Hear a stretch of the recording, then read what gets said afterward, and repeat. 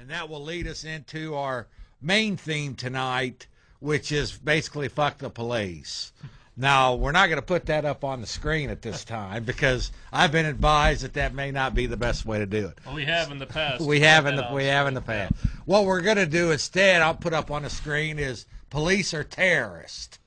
And we're going to run through the United States government, as you all know, have their own terror watch list.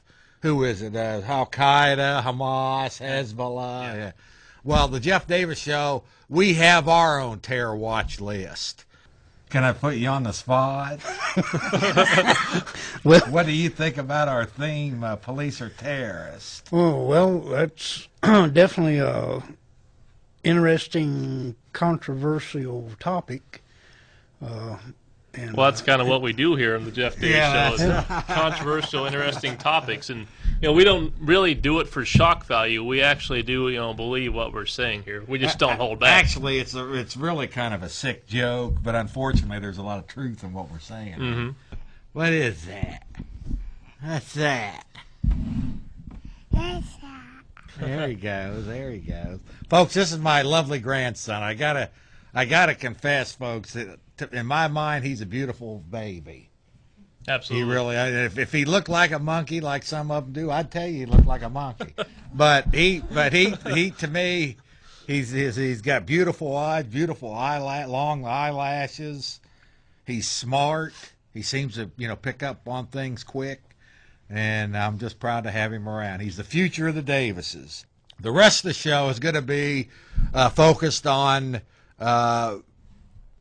terrible, deadly things that the government does. Wars on drugs and, wars in Iraq and, real death and life and death issues. So, and that's where we're going to lead it into our terror watch list. Of course, the reason our terror watch list is different from the one the government puts out is that the people we put on the list are a much bigger threat to you on a day-to-day basis than the people that the government tells you that you're supposed to be afraid of. We're now seeing on our streets, and we have video of this, of police wearing black ski masks, no name tags, combat boots, ninja suits. Y'all are not supposed to be wearing black ski masks. You're not supposed to be covering your identity. This is for the record. What is your name for the record, sir? You're covering your identity like a criminal. You are not supposed to be covering your...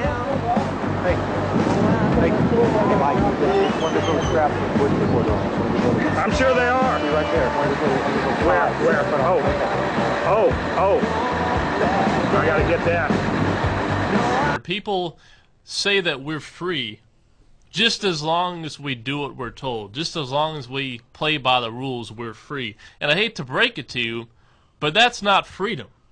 Saying you're free as long as you do as you're told. That is not freedom, but that's the excuse people keep coming up with. Okay, now here is the Jeff Davis Show updated terror watch list for 2 May 2010. This goes without saying, folks. Number 1 on the list is Williamson, the authorities of Williamson County, Texas. Now, this program, both radio and television, has received literally thousands of reports of abuse, horror stories, call it what you will, of people being abused by the authorities of Williamson County, Texas. And this has been reported in the paper in the day. Back in 1990, 1991, a former Georgetown City Council member, his name was George Ouroros, was exposing some what he believed to be corruption inside the Williamson County law enforcement complex. Mr. Ouroros just disappeared one day. His truck, all of his clothing, all of his stand-in items at his house were all there. He just basically disappeared. So the thing with Williamson County, they have been terrorizing people for over 5 decades. But it goes much further than that. It goes to people in fear of their lives, people being framed, people being beaten to death and people disappearing. Apparently, a couple of sheriff's deputies had arrested somebody outside their jurisdiction and taken them to the county jail. What Randy did was simply go to the courthouse to file criminal complaints against these sheriff's deputies. That's all he was doing. He was going there to file paperwork. And this is on KXAN News. Jim Swift was there. He covered the whole thing. They led him out in handcuffs. Yeah. They arrested him because he tried to hold sheriff's deputies accountable. Okay, now number 2 is the U.S. Drug Enforcement Agency. Now, I actually saw one of the TV show Cops actually covered one of the some of the DEA activities in the country of Colombia. Mm-hmm. And basically what they did is they just go down there and they make a claim, oh, we think this little airport runway here is being used for drug trafficking.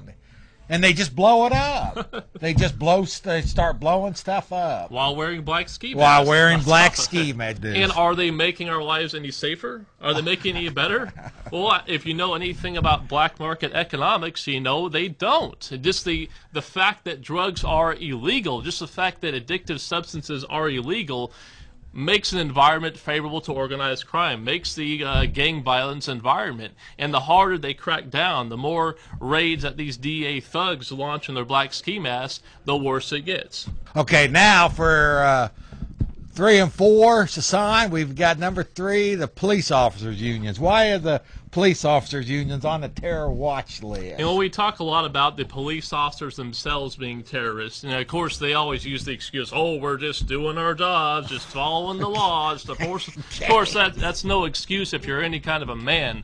A man would take responsibility for their own actions. Cops don't do that. When the police officers are roaming our streets, acting as terrorists, blowing stuff up, shooting people, killing people, it is always the union, the police officers' union, the association, that is the first to stand up and defend their actions. Yeah. I mean, it doesn't matter what these cops could walk into a daycare and open fire with an AK-47, killing 20 children, and first thing you'd see the police officers' association giving a press conference, talking about how the officers' rights are being violated, how the investigators are unfair, and of course, if the police chief does anything about it, they'll ask for the police chief's resignation. You know, the position of any police officers union is that cops are literally above the law. They are above reproach. Yeah. And any police chief that tries to hold officers accountable for their actions is, to them, not doing their job. To them, a police chief should back their officers no matter how corrupt, no matter how despicable they're being. And number 4, this is a controversial one, Arizona State Legislature. To tell us why they're also a new entrant into the list. Arizona State Legislature did something last week that dramatically increases the scope of the police state in Arizona. Now, it's been my contention before that we have been living in a police state. You know, this is nothing new. You watch the conspiracy theorists always talk about, oh, we're heading to a police state. It's, tyranny's just around the corner.